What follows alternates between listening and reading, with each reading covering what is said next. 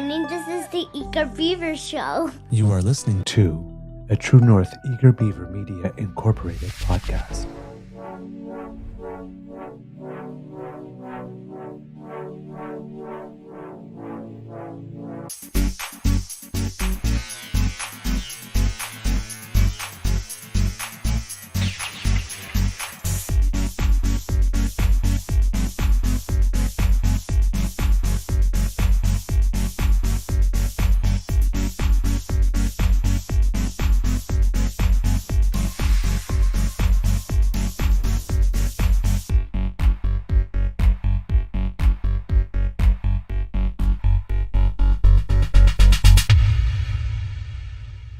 The True North Eager Beaver podcasts are proudly brought to you by our founding sponsors, the Misfit Mysteries from Corvid Moon Publishing, your source for science fiction, fantasy, and cozy mysteries featuring a broad diversity of characters, CanadianTarot.com, your uniquely Canadian online eclectic tarot community, and the Peppermaster, hot pepper sauces made from farm-fresh ingredients to thrill your taste buds and expand your mind.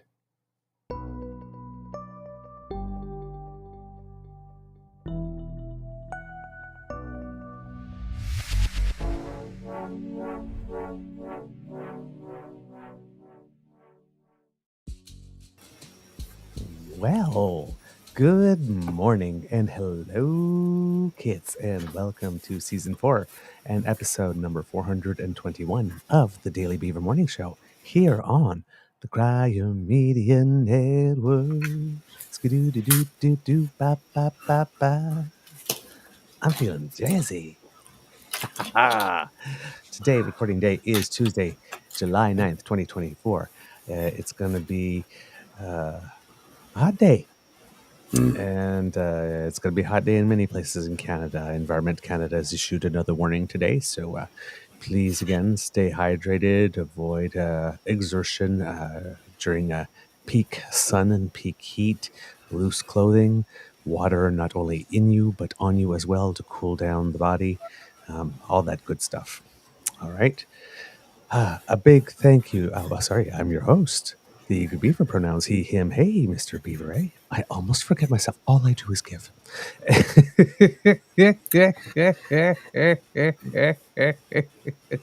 I am the royal queen. All I do is give, give, give. I live to serve. A big thank you goes to our podcast founding sponsors, the Peppermaster, the Misfit Mysteries from Corvid Moon Publishing, and CanadianTarot.com, as Mr. Grizzly sports that wonderful, I won't say chapeau because it is a cowboy hat. Miss Grizzly, how's your mental health today, sir? Well, sir, I am very tired because it is 5 a.m. here. So, usually at 5 a.m. the dog is waking me up. I woke up at 4:30 this morning, and Bridget just got, she's on her way to the airport in an Uber, and she is flying home today, and I'm here for another, 2 weeks, 10 days, whatever the case may be. Okay. So I'm going to miss her terribly while she's gone, or while I'm gone, I guess. I don't know. Anyway, I'm not fully awake yet, so I can't tell you what my mental health state is. I'll figure it out later once I wake up. All right. Oh, wow. This is the light's a little golden here. Looking a little sun-kissed. I might have to fix that there. Sun isn't up here yet. Yeah. It's like, gee, I am glowing, though, I have to say. It's kind of nice in a way. All right. It is, strangely enough, this morning, it's 16 degrees right now in Calgary, with humidity at 86%. Which is my word. really high. That I'm sure that's going to drop throughout the day, but the heat warning is still in effect, and it says most of Alberta will see temperatures of up to 37 degrees. Jeez. So 37, remember, is body temp, so that would be literally hot as balls outside. Okay. Whoa. Yeah, it's I'm right now. It's not that bad here. Well, it's already 19 here. So but not so much humidity now, but it's going to really increase during the day. It's like right now, the difference between the base temperature and the feels like is just 1 degree, but that's going to, by the time we get to noon, that's going to be 8 degrees. So it's, yeah.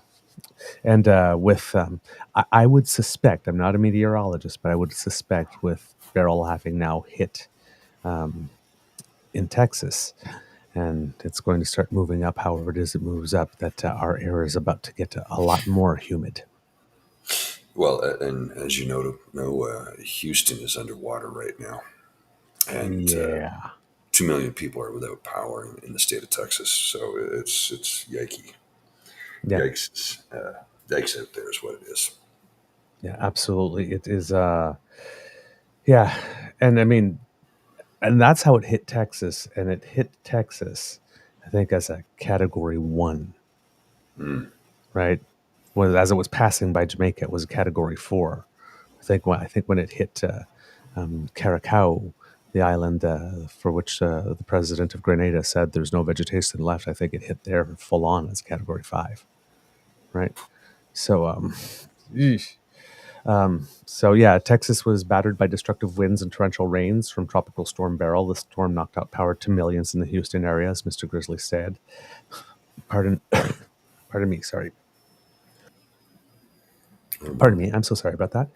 Rich Thames, a county official near Corpus Christi, is quoted as saying, "Tree limbs, tremendous amounts of debris that's on the road, water's covering the roadways now. We've had hours and hours and hours of extremely high winds, high water. It is a significant storm. Beryl was responsible for at least 11 deaths through the Caribbean late last week, and it was the first hurricane to reach Category 5 status this early in the season. They're predicting for future paths that the remnants of Beryl could reach southern Ontario and Quebec by late tomorrow, with Environment Canada saying there's a risk of heavy downpours and flooding. And Environment Canada, I'm on the Weather Network site here, and there is a special weather statement from Environment Canada. Environment and Climate Change Canada issued at 3:40 a.m. this morning. Description: potential for heavy rainfall due to the remnants of Hurricane Beryl Wednesday and Thursday. Hazards: torrential downpours given rainfall rates of 20 to 40 millimeters per hour at times. Localized rainfall totals possibly well in excess of 50 millimeters, beginning late tonight or Wednesday and continuing into Thursday. Confidence in the track of the weather system and associated rainfall amounts is low at this point. Discussion. What does this say? Heavy rainfall associated with the remnants of Hurricane Beryl may affect portions of southern Ontario beginning tonight or Wednesday, may persist into Thursday. Yeah, it's basically just repeated again, but in a more media related format. Communicate an easier communicatable format if you're using media rather than, so they have it in bullet points and then in sort of quotes Okay. that could be used, fully formed sentences. So yeah, there's an active alert for that. So yeah, along. Is there any more than that? Just trying to check here in my notes if there was any more. And then with the heat as well, the additional warning is whatever it is that is happening in the United States is starting to move north towards British Columbia and spreading east to Alberta and Saskatchewan all the way through Thursday. And it's a ridge of high pressure that had temperatures of 48 degrees Celsius in Las Vegas and 55 in Death Valley. So that's going to be bringing base temperatures as high as 35 on the prairies. That's not good because and if, most people here don't have air conditioning. Yeah, and if all that Beryl stuff is happening at the same time, yeah. And that's one of the things that's going on in Texas as well, because so many people are without power. They're also without air conditioning. Yeah. As that, like you said, it's if it's 48 in Nevada, it's probably 40 something in Texas too. Yeah, it's a 1-2 punch right now, so people are really suffering. Yes. So I believe there have already been, along with the 11 deaths in the Caribbean, at least already like 8 or 9 deaths. in Texas and Louisiana already as a result. And there will, yeah, it's not going to be pretty. And that's just a category 1. So imagine where else it hit, where, infrastructure is not as well built, and It's bad. It's bad. It's bad. Well, and let's not forget that the state of Texas, cut themselves off from the national grid a bunch of years ago so they could be independent. Right. It was not a good idea. Yeah. So officials in Galveston, Texas, say it could take up to 2 weeks to fully restore power lines damaged by the hurricane. So yeah, like you said, more than 2.5 million homes, power's been knocked out. At least 8 people in Texas and Louisiana dead. It's now weakened to a tropical depression, but still expected to bring flooding and the threat of tornadoes to Arkansas. No, tornadoes from Arkansas to Ohio as it moves northeast. So tornadoes as well. Yay. Houston was one of the worst hit areas. Officials reported at least 25 water rescues this morning. National Weather Service, again, talking about that, the heat advisory, saying the temperatures could feel like 105 like this. And I think Kit mentioned temperatures of close to 140 in certain places yesterday. 140. I don't remember who mentioned that. We have 140 Fahrenheit. I don't remember what that is on in Celsius, but that's really hot. Lot. Yeah, it's got to be. Suffice to say, 60. It's rather uncomfortable. 140 is 60. Yeah, that sounds about right. The hottest temperature I ever experienced was 52 when I was in Victoria Falls. Oh, no, okay, not 140, 120. 120. 120. Yeah, I misremembered that. Yeah, I think that was Las Vegas. Yeah, so yes. Still basically 49. Yeah. Yeah. It's very, very hot. Blah. I remember one time I was in Phoenix and it was a really, really hot day. Me, silly Canadian, right? Like we walk to places, right? We walk to the corner store. So I'm in the hotel. This, and I want to go get something at the corner store instead, like this, and I figure out, with Google Maps where it is, and it's about a kilometer and a half walk. No, you don't. And I'm like, I'm walking. It's just like, where are you going? Like to the store. And it's like, because I asked like which way, left or right, going out like this, and they looked at me like I was an alien. Mm-hmm. And then there was another day I was there for an event, and they had to build the stage outside for a show that was going to happen during the evening. But it was one of those days that was like 124, I think. And you have all these people, like work boots and like these layers of protection, 120 like this, and I'm like, you come out of the sun now. Water. Sorry, I don't. Let me finish this. No, out of the water now. But it was, and when people say it's a dry heat, okay, what I learned is what a dry heat on that day, when it gets really that hot and that dry, what a dry heat means is that the air that you breathe in instantly turns your lungs to dust. Well, it's so there's like nothing. That's there. Not that much of exaggeration, but yeah, it's kind of. Oh my God, it was a weird sensation as a Canadian who lives in Ottawa, which is you lived in Ottawa all that time, right? Which is pretty humid. That's not fun. That's not better.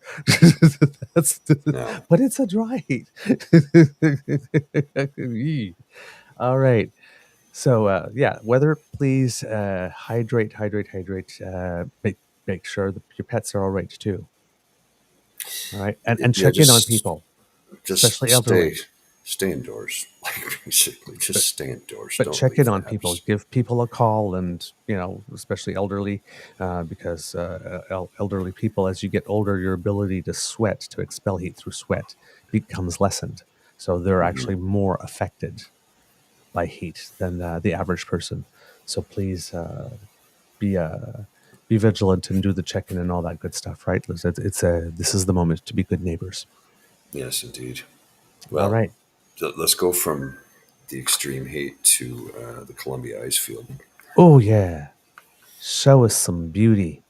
There you go. There's the Columbia ice field. Oh And yeah, it's quite something to see. Let's see, we got some more God. here. There's a, sort of a stand back. You can see the river and the ice field right Oh my there, God, that's so gorgeous. and the mountaintops. Yeah, it's really quite something. We didn't do the tour, the mountaintop tour, the ice field tour, because it's a couple hours and it's you know it's a lot, but it's quite something to see. That's for sure. And That is yeah. gorgeous. Of course, I had to do one of these so that you got to drive the point home of actually being there when you're seeing it. So you just do one of these selfies, right? Because Ah, yes.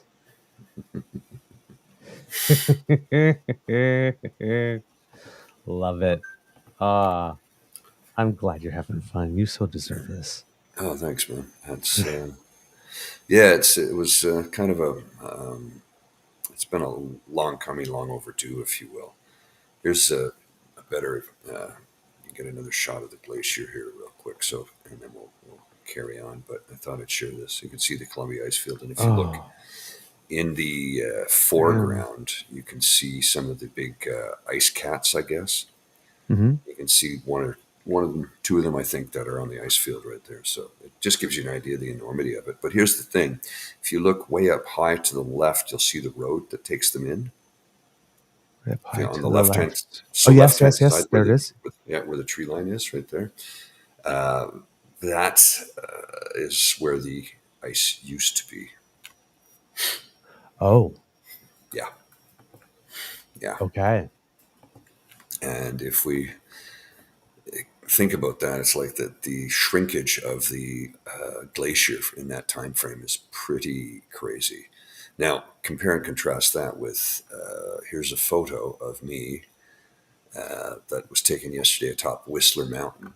I'll show you this in a sec. And I've got my arm out because I'm going to Photoshop my dad in to try and duplicate the photo that we took there almost 50 years to the day on Whistler Mountain. And everything you see around me when I was there 50 years ago was snow covered. Mm-hmm. Everything, everything. It was a complete Wow. covering of snow. And I was wearing a parka because it was that cold at the time. Well, I could have taken that little sweater off because I was sweating in the sunshine yesterday on top of the mountain. So when they Jeez. say climate change isn't real, I'm telling you it is. It absolutely is. So yeah, it's quite Wow. something. That. Quite something. So yeah, Whoa. yeah, No, yeah, that's the. It's happening before our eyes. yeah. It's happening in real time. Jeez. All right. Um, a little. Let's see what else. What do we have here today for you? Probably the big news within Canada, of course, is that the Prime Minister's off to the NATO summit, Hmm. but that's also international. So domestically, um, or even if you want to say in other nations, the Assembly of First Nations is beginning its summer assembly today. Among the issues on the agenda will be child welfare reform, financial transparency, and First Nations policing. The gathering is taking place in Montreal. The National Chief, Cindy Woodhouse sorry, let me try that again. Cindy Woodhouse Nepinak says the AFN is meeting at a critical moment. And, as there's only about a little bit more than a year left in the mandate of the federal government, Hmm. and people are wondering whether or not there might be a change of government. Hmm. If you're going to cover all your bases, you have to discuss what your plans are depending on what's going to happen next and how it is that you can, if there is going to be a change, and the change might not be in your advantage, how it is that you're going to light a match under a few butts to get a couple of things completed Hmm. before there would be a change in government.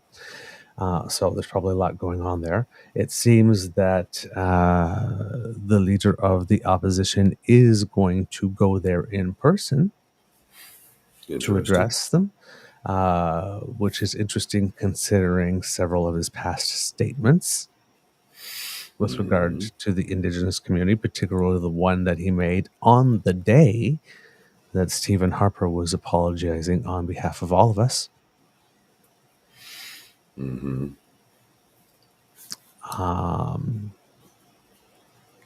Apparently, that did not have the blessing of Stephen Harper, according to the article that we saw about the day that Polyev crossed Harper. So yeah, that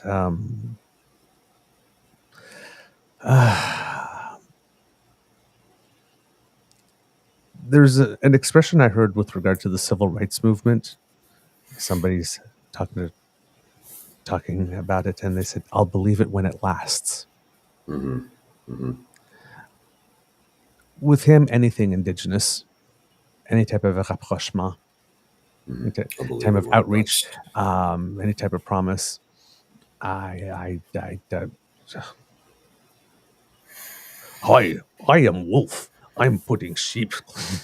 Yes, wolf in sheep's clothing. I don't. Yeah, I don't. I just don't. I don't trust it. Now, I'm not the one making the decision, so all I can do is look and go as I see Pierre doing what he's doing. Now, there are some people who are, let's put it this way, they are interested in hearing what he has. Some are expressing some interest in hearing what it is that he has to say. All communities are not a monolith, and Pierre does have the line about allowing Indigenous people the right to choose when they want to be involved with oil and gas type of projects. So, which of course raises the note that, isn't it convenient that you support having choice for Indigenous communities when what they want happens to dovetail nicely with what you also want? Yeah, it's But he chooses sides when it's convenient for his political career. yes. So, but hey, it's a way in. Like I said, and there are over 400 nations. And Yeah. right, everybody's at a different stage of development. Everybody has different economic opportunities. So yeah, it is a Well, message that will appeal to some people. but he's trying to appeal to other people too, and Yes. not in a healthy way. Because I'm going Yes. to read a quotation from Pierre Polyev from June 30th. And what was June 30th? Pride Parade in Toronto, Right. right? And largest Pride Parade in Toronto. And he was nowhere to be seen. He was visiting 3 evangelical churches in Toronto. And this is something he said, in case nobody caught this quote, because I don't know if we discussed this or not, but this is what he said. Canada is a home provided by God. Thank Jesus Christ. Let us rebuild our country the way that would make him proud. That's at the Family Life Worship Center. Let us rebuild the country. Yeah. He wants to take an Etch-a-Sketch. Shake it and rebuild it the way he wants. He wants Gilead. He wants the Handmaid's Tale. I've been saying this for a long time, and now he's saying it out loud.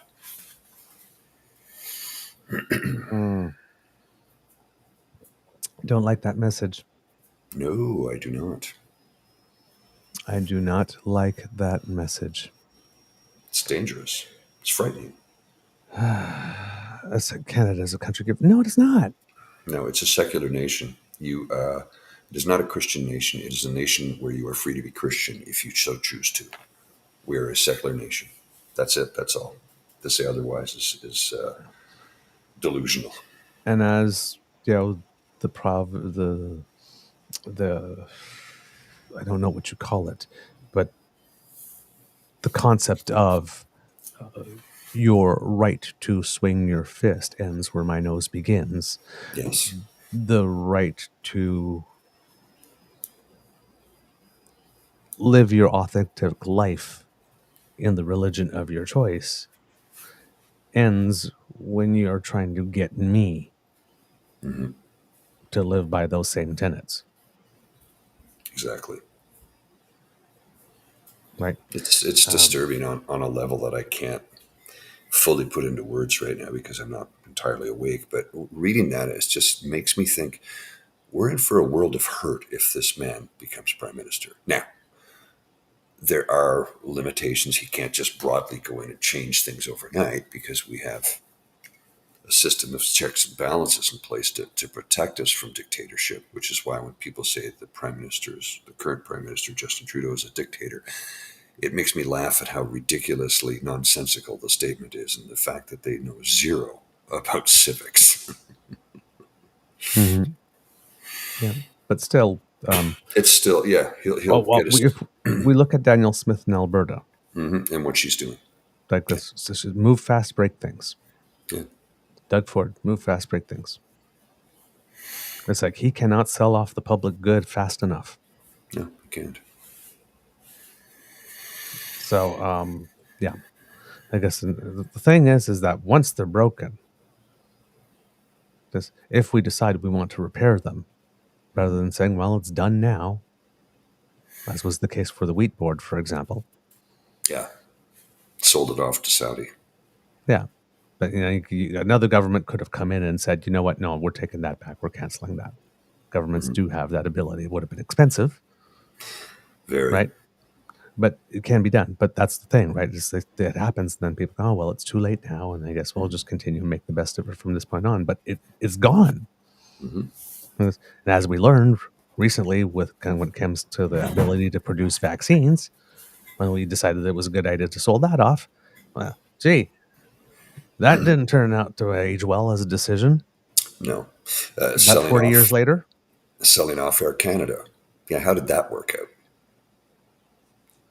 So, right. So, anyway, with regard to this this assembly meeting, there are some nations that are interested and who feel that that he's sending the right signals, so that he might, that he might have found his way back from that what he did all those years ago. Jennifer Lewitz, who's a policy analyst from George Gordon First Nation in Saskatchewan, says, I think we're willing to work with who we need to work with. There we go.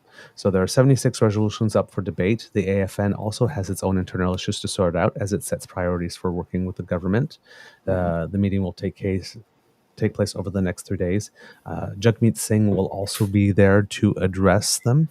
Of course, because the Prime Minister is at the NATO Leaders Summit, he will not be able to be there in order to address them, but he's sending some cabinet ministers to make sure that the message gets there as well. Speaking of the NATO Summit,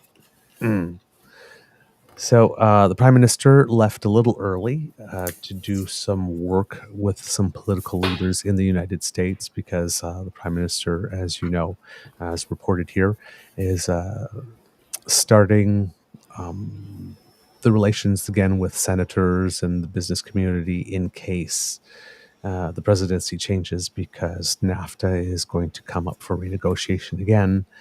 And we sort of have to not convince, but bring it back to top of mind to the states in which we happen to do the most trade, that, adding extra roadblocks is not good for them either, which was the strategy that worked so successfully the first time, except this time, rather than waiting until someone announces, hey, we're going to renegotiate this deal, and then trying to set it up, they've maintained these relationships since the last time because they knew it was coming up for renegotiation regardless of who was going to be president anyway. But now they said, well, given that there seems to be a possibility, because they have to plan for both best and the worst. They're starting to re-up their engagement. So the prime ministers, they're doing that as well. Now, alongside that, of course, with NATO, as we've mentioned before, Canada is in an interesting position because it was in what was called the quadrant of shame, which meant it wasn't spending 2% of its GDP on defense spending, and it wasn't, and 20% of its military department spending wasn't on the acquisition of new equipment and other types of things of the sort. It seems that we are doing that. The second part, with the latest plan and whatnot, that part's taken care of. The 2%, we're not there yet. Apparently, if I remember correctly, when Stephen Harper left office, we were spending about 1.33%, 1.34% of GDP on defense. And the latest plan for national defense, which just came out a few months ago, I think, is a plan to get to 1.76. Now, everybody at NATO says they want a plan on paper to get to 2. We have not supplied that. So that is causing some consternation. 23 of the 32 member NATO nations have reached their 2%. So we're not the only ones, but we're starting from far back. And yes, it's one of those things that's never really been considered a priority, and it's never been a vote getter here. So, I mean, our governments have never been particularly motivated, conservative or liberal. Right. So while the prime minister is getting the brunt of the criticism, it is also to note that he is the prime minister. He actually has given us a plan to get 1.76, and there is procurement on the way. Our main problem with being able to get to 2% is that we don't have the capacity in-house to actually get that money out the door, even if we did attribute it. So there is another measure. I can't remember what they call it off the top of my head, but they measure. NATO looks at that number, the number of the amount of money that actually gets out the door, because military procurements are often also delayed technologically and all that kind of stuff, right? So, for example, we're going to buy these planes, these CF-18s, and they'll be here in 2032. And whoops, this computer system is not working well. Whoops, this testing. Okay, they're going to be here in 2035. Okay, they're going to be here in 2038. Oh, production line thing. Oh, they're going to be here in 2040. Right? So the money doesn't get out the door, even though it's been committed, right? So how much money can get out the door? And apparently we're doing really well. Apparently we've gone for something like from 5% to over 20% of it getting out the door like this, which is it doesn't sound big in one way, but it is big. It's 4 times more amount of money going out the door, right? Because there's committing money and there's actually spending it. We're inching ever closer. We're not there yet. Yeah, we've never been there. No, never. No, we've never been there. So, but there's actually a plan to get us almost all the way there. So, now there was an episode of The House, CBC The House, where the ambassador of the United States to Canada was being interviewed, and I don't have it lined up, so I can't play it today, but I will try to play it tomorrow for you. But if you listen to it on your own, the Canadian government often says, well, it's not only about the 2%, like this, we punch above our weight, and like this, and people think, yeah, right. You always say that, right? The ambassador of the United States to Canada on Canadian media came out and said, yeah, actually, that is kind of true. For example, if we look at what's going on in Ukraine, of the 32 member nations, other than the United States, Canada is the one who's making the biggest contribution. So while we're not hitting the 2% annually, when something like this happens, right, we're maybe contributing 5-6%. right? So when the government says that we make up for it in other ways, we do. Like this. When things come at a peak, we're there, and we're there with more than just the minimum that is required. But for the overall sort of goal, everybody all together 2%, yeah, we're not there. So at this particular NATO summit, for example, one of the major issues is going to be Ukraine, of course, what we're doing there and how we're going to continue, and possibly how to sort of Trump-proof NATO Well, as much as possible. say goodbye to Ukraine if he gets the presidency, because he will just bow down and kowtow to Putin, because let's face it, he's just a Putin puppet. Mm-hmm. Right. So all of this type of stuff, when they're in that room, well, all of a sudden Canada has a really good story to tell. They're the second largest contributor. Right. So it's the overall picture, right? If you're just looking at the 2%, it's like, well, yeah, we're like we're dragging our feet. Yes. But we still do have a lot of credibility. That being said, given that global dynamics are changing, aka shit's getting real. Oh, yes. Right? Oh, yes. It's like, okay, Canada, chop, chop. Right? And we also see it in public opinion polling. There happens to be more support. The support among the Canadian public for this type of spending is increasing, because I think Canadians are getting the sense like that, yeah, they're smelling the air, right? They're picking up they're picking up on the odor. So the Prime Minister sat down with a man who's named Josh Bolton. Josh Bolton is the former White House Chief of Staff in the Bush presidency, and now the CEO of the influential U.S. Business Roundtable. So having that type of meeting, Bolton said, we face common challenges, and not just the security environment, which you're hearing talking about with the other NATO leaders, but also in the economic environment. So the meeting is significant because, according to the CBC, business leaders have warned Trudeau that the country faces diplomatic and economic isolation if it doesn't present NATO with a clear, verifiable plan to reach the alliance's 2% of GDP defense spending target ahead of the NATO summit. Yeah, this has to be done now. Period. Yeah. No offense or buts. Yeah. Ahead of the NATO summit, Trudeau is also slated to meet with U.S. Senate leadership and other American lawmakers on Capitol Hill, some of whom have been critical of Canada's inability to meet the benchmark. Inability, probably not. We've probably been able, more like willingness.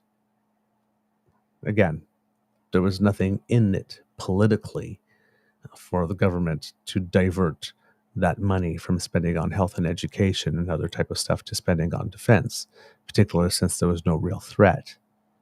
But now that there is. Right?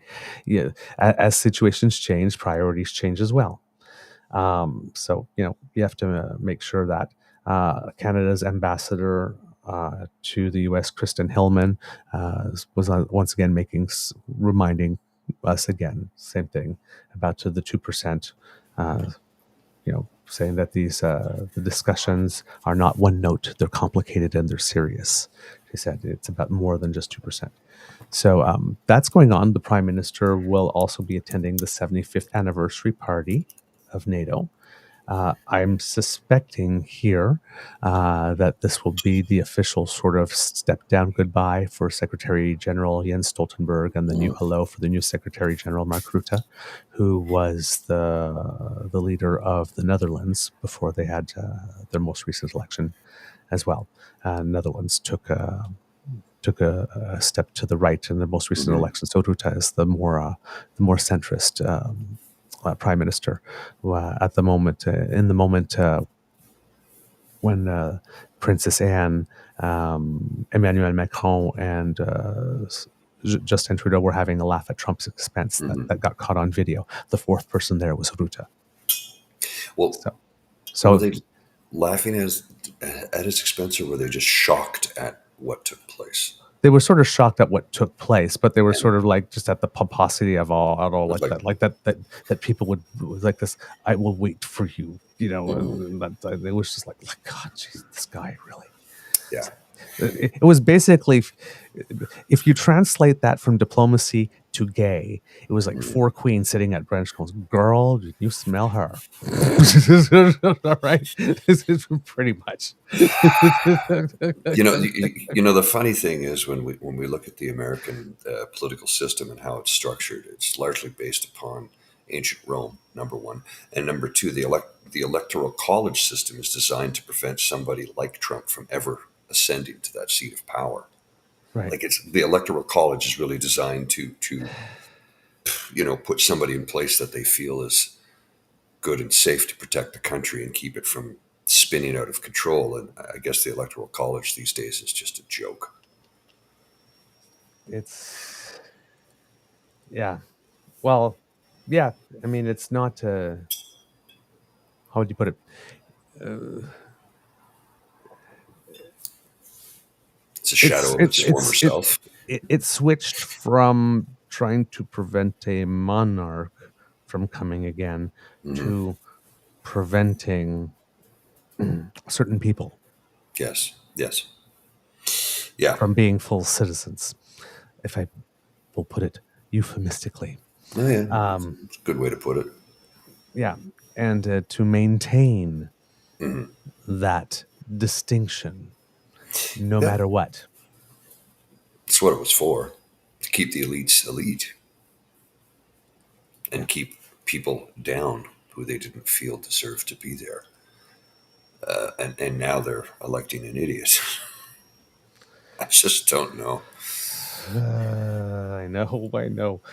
Oh man, just there's only so much emotional support Canadianing that I can do. At some point, you will have to make some good choices. But it's disturbing, like Hugh says, it was designed to shut out the average people so that the wealthy and the elite could rule. But I don't think there's an elite individual. And when I say elite, I mean somebody who's learned and studied and worldly, and yes, usually has money. How would anybody who is like that see themselves electing a blithering idiot as president? Anyway. No. I hear you. I feel you. I feel your pain. Under news you can use, the Canadian Food Inspection Agency has issued a recall for a wide range of Silk and Great Value drinks. Those are plant-based beverages that are often used as milk substitutes, right? Because they could be contaminated with listeria. Great. Yes, the recall stretches across the country. There's about 15 Silk refrigerated plant-based beverage products that are affected. The recall was triggered by findings during an investigation into a foodborne illness outbreak that was linked to listeria. An associate professor of food safety engineering at UBC said it's very important to pay attention to this one because this type of bacteria can grow better in plant-based beverages compared to bovine milk, and the illness can be severe in immunocompromised people. She says, that's a little scary. Yeah, she says the proportion of people who will die after they are infected is extremely high. The mortality rate can be as high as 30%. Oh, no. Yes. Pregnant women and children and seniors are more vulnerable. The products under the brand Silk and Great Value include the almond, coconut, oat, and cashew-based products with best before dates up to and including October 4th. The company behind the products, which is Danone Canada, says the potential cases are linked to a specific production line at an Ontario plant, and shipments from the facility have been halted. Customers are being told to return or throw out the drinks. The CFIA says the recall may be expanded. If you consume Great Value or Silk products and you want a full list of the recalled plant-based drinks, go to cbcnews.ca. It happens to be the most read story so far this morning, so you should have no trouble finding it whatsoever. But please be careful. you know, these products have become very popular, particularly, for example, for people who work out, or if you're making smoothies and you don't want to fully use yogurt or something like this, or of course, for people who have gone vegan um, and don't drink milk, so they're looking for milk substitutes. So please be careful. We don't want anybody getting sick. Right. Oh Scary boy. stuff. Yeah, no, listeriosis. You don't. We've had the experience with the tainted meat Hmm. under the Harper government. You don't mess around with that. That's.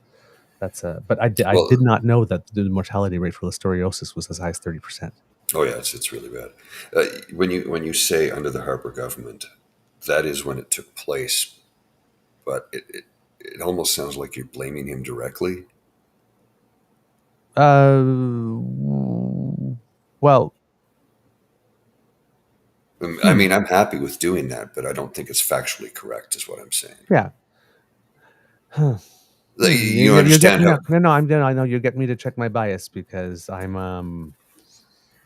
start from Lac-Mégantic, Yeah, yeah. which was a Well, decision that led exactly. to unsafe conditions. And then I go back to Walkerton, which was not That Harper but was Harris, Premier and Harris. again there were decisions. So It was all about I'm saving guessing, money. yeah, I'm guessing that for listeriosis, I'm assuming that there were cuts to the CFIA, and but I actually do not know that for a fact. Right.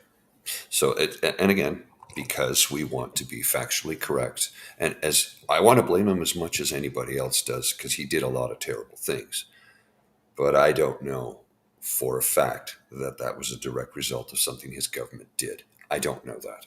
Mhm. So let's not put our bias too heavy onto something like that without having a fact to back it up. Is what I'm saying. But that goes against my whole thing about when conservatives govern, Canadians die. Well, that statement is true, Okay, I just can't use but that one definitively unless I not actually go out and definitively. research it. Exactly. I mean, we, How, we have to however, be factual. That's however, if I, in my defense, if I'm going to use my deductive reasoning again, even if I do not know it as a fact, given that that particular government had a really, really strong fetish for announcing funding for things and then actually not getting the funding there, hmm hmm but and then saying, "Hey, we got a surplus," or yeah, the deficit isn't as bad as we thought it was because they were coming out of the 2008 crash. Um, my deductive reasoning leads me to believe that there was at least something somewhere, if not a cut of funding that was announced but never got there, or something. Because rather than like a reorganization hmm or something, but again, I don't know. But there's also the reality in Canada as opposed to the United States. Like, for example, when it comes to approvals of stuff in the United States, there's 5 scientists for every drug that needs to be approved. In Canada, right. there's 5 drugs for every scientist. And the same thing goes for meat inspections and food hmm inspections, right? Our inspectors are expected to do a lot. hmm They really are. Yeah. And that's regardless of government. Because, it could be a little more populous in staff and hmm we wouldn't hurt. Let's just put it that way as a result. But yes, please make sure, kids and cubs, because listeriosis is no joke. hmm Again, not to blame the Harper government, but as a reminder, if people forgot, at the time, the agricultural minister was Jerry Ritz. And when it happened, he made he made the first joke wondering if his critic on the other side, which was Wayne Easter from Malpic PI, had been infected. Yeah, Um, not funny. yeah, and then made the joke about death by 1,000 cold cuts, Yeah, which was a little tone deaf. So just, but it was around that time. If your memory is need to be jogged, because sometimes you remember, oh yeah, $60 orange. Oh yeah, death by yeah. yeah. So, but that's yeah. So I mean, it was a scary time for a few weeks there. Speaking of that, also I believe in Alberta. it just reminded me. There was an E. coli thing again with the daycares. Again? Good Lord. Yeah. AHS, let's see. AHS confirms an E. coli case at Calgary daycare. No outbreak declared. Alberta Health Services has confirmed a case of E. coli discovered at a Calgary daycare chain that was the center of one of Canada's worst E. coli outbreaks in 2013. Let's see, Global News here has it. In a letter sent to parents of children attending Fueling Brains Academy, yep, that was the same name, West 85th campus, AHS said there's no evidence that the bacteria originated from the facility. Dr. Franco Rizzuti, the medical officer of health in Calgary for AHS, said AHS has not declared an outbreak at the daycare. AHS's investigation and the actions below are being taken out of an abundance of caution, he said in the letter. Inspection of the facility on July 4th did not find any infractions. It seems that the academy voluntarily closed the campus late last week to perform a deep clean after staff learned that a one-year-old child who attends the facility tested positive for E. coli. Okay, so it's maybe not related. Okay, it's maybe not the facility's fault in this case, unless there's more that's come out since this article. But it reminds us that in September 2023, more than 350 people became sick after an E. coli outbreak was declared for 6 Fueling Brains locations and 5 additional sites that shared a central kitchen. And in that case, there was stuff like food being transported not at the correct temperature and other things of the like. That's dangerous. Yeah. So this is from July 7th. So I'm guessing that there wouldn't be any more information as of yet as to the source because, but yes. So it's not so much that the facility had another E. coli. It's that a child that attended the facility tested positive for E. coli. And then out of an abundance of caution, they're closing stuff down and making sure everything's okay because, well, the last time was a pretty big PR disaster for them. And if it happened through that venue, there would after the first time coming out, there would certainly be a lawsuit for sure. Well, I was going to reference the statement here from Saucy Sea Witch. At the Maple Leaf plant, they forgot to take apart the gear assembly that held chunks of meat. That was the listeriosis issue. Not enough workers who are trained properly. The top-heavy management is an issue for many companies. And that being said, management accepted full responsibility for that at the time and said, yes, that is our fault. We did this. So thank you, Saucy, for that. So thank you. That's not the community. That was not a cut to the CFIA. That was not a Stephen Harper thing. That was a direct issue with the company that created the product, produced the product. So thank you for that. And now that you mentioned that, I remember that very vividly. So again, as much as I want to blame Harper, let's be factually correct here. No, but this is an important lesson also about civics, right? Because that's why we have these tracking mechanisms so that you could go back and actually locate the source of the problem so that you know whether or not you need to take further action, whether you need to recall, whether things will be expanded, whether, there are changes that have to be mandated even by court mandated or ordered to the structure of something. You have to go back and you have to find the source because you want to know. Yes, like I said, that's the thing, right? You can always first assume, then you go back and say, okay, no, in this case, it was something that happened at the worker level. Yeah, in a private company. Yes, and this stuff happens. It does happen. That's why we have the verification system, right? So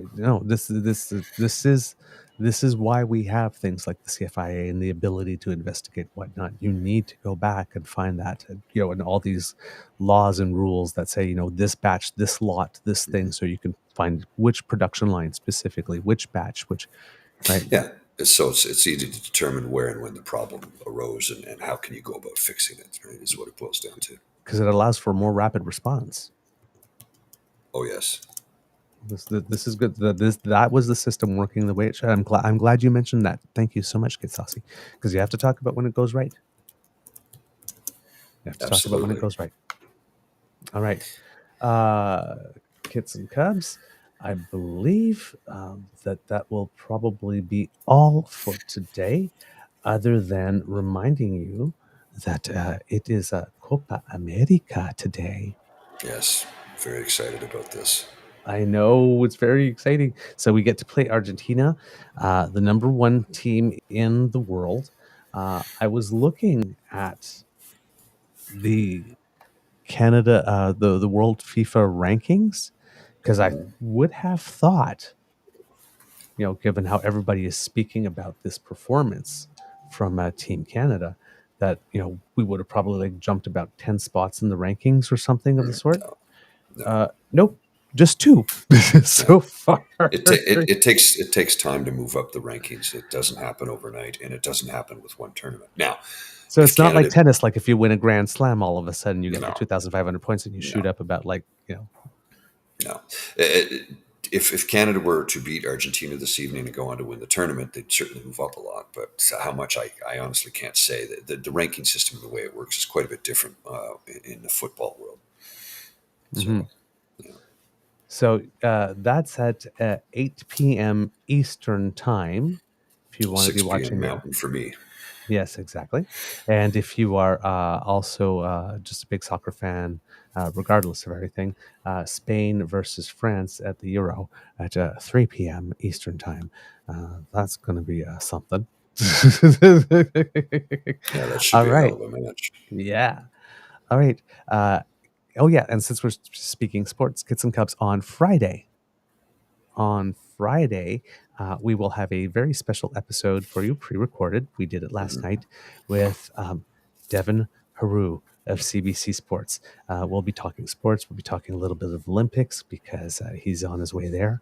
But it's always super fun and engaging. That man is such a delight. Oh yeah, no, I was totally pumped last night. After that, I was like, I Me too. walked upstairs to meet up with my buddy and Bridget, and they're like, "You're energized." I go, "That was a great interview. It was so good." Every time Devin comes on, it's just like, you know, Ugh, love that man. And so generous with his time because, listen, oh yeah, he's getting ready to go. He just covered like the Canadian national swimming trials and then the track and field trials. hmm And then there was some stuff going on in Bahamas with the relays. And I mean, he's been all over the place and he's got like X number of days before he's got to go. And he's going to be gone like for the better part of 2 months yes, or yeah, something. So, and he was like, when he got here, it was like, okay, this boy is tired. yeah, yeah. So I'll give you what I guess. And he was so generous with his time because Once again, once again, so great discussion. We get into a lot of things, right? It's not just going to be just a pre-Olympics special. We actually touched on some pretty some stuff. And for hmm those of you who want to know, yes, we did talk curling. of course. I mean, Just a come little on, he's the tease. curling guru, Even if it's summer, we still talk curling. and I So sort of hang in the background and listen because I have no idea what you're talking about. so all right, but we do make a couple of we do make some Olympic predictions, and he had some really nice things to say, of course, about Scott Russell, who will Yes, he be did. stepping down. So it's going to be a great episode. I really look forward to it, and we're looking forward to hear what you kids have to say about it. All right, kids and cubs, that's the end of this episode of the Daily Beaver Morning Show here on the Crier Media Network.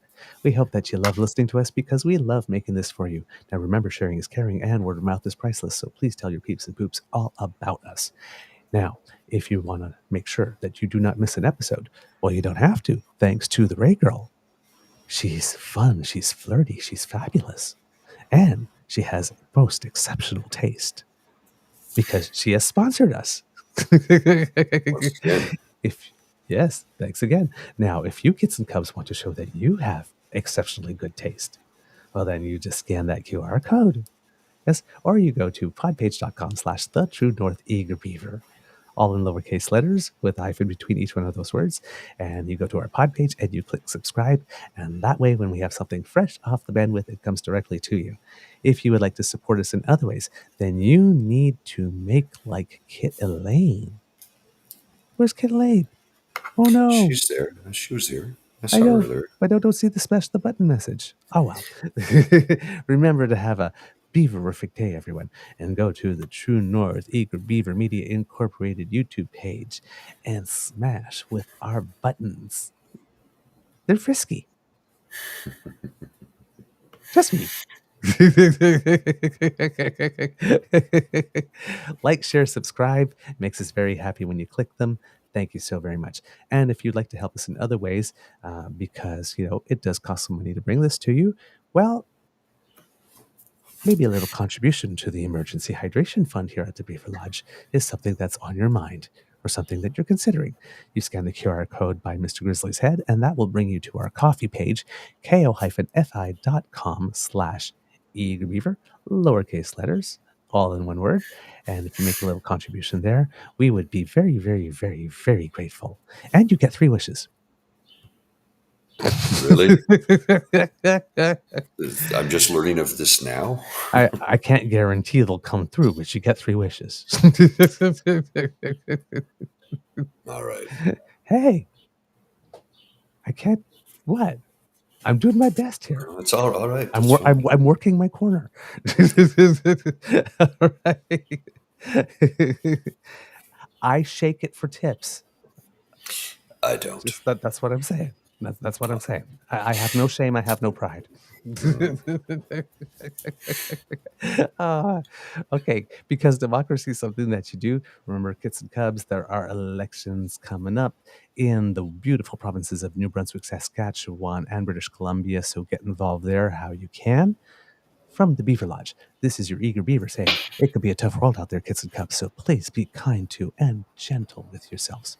Mr. Grizzly, do you have some words of wisdom? Please. Yes, actually, and this is directly related to myself personally right now. The human body can function on 3 hours sleep, but it doesn't function well. You can function, but not well. So I'm about to go upstairs to lie down and take a nap because I desperately need it. So yeah. All right. Get some rest. All right. I see you now, Kit Elaine. I see you now. There we go. Miss Shadika says, Paul can rock the Speedos for tips. I suppose. Here we go. Mr. Grizzly, please cue the cow. How about that? Woohoo! Woo! The cow? Did you say cow? Cue the cow. I know. It's some person, some kid. I'm not sure if it was Miss Shadika or whatnot. Says we cue the cock all the time. Aren't the cows getting jealous? So okay, here we apparently go. There's. You are listening to a True North Eager Beaver Media Incorporated podcast. The True North Eager Beaver podcasts are proudly brought to you by our founding sponsors.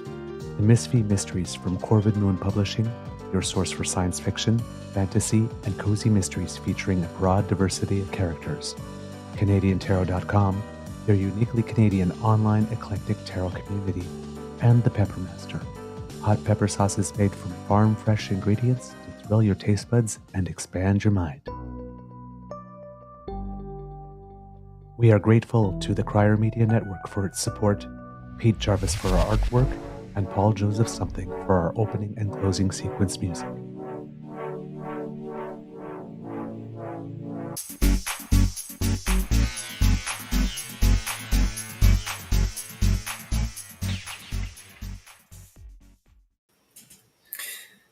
Just before we go, I have a video clip I want to share from you from the top of Mount Whistler yesterday. Ooh. I haven't even watched this yet, so this could be bad. I don't know. So the last time I was here was 1974 with my dad. And there's the town of Jasper right there. That community, I think that's part of the campsite we stayed at, if memory serves, one of them, 50 years ago. You can see the lakes off in the distance there. Crystal clear blue water. There's a golf course. I don't remember the golf course. I don't think that was there. For some reason, the zoom keeps going out of focus.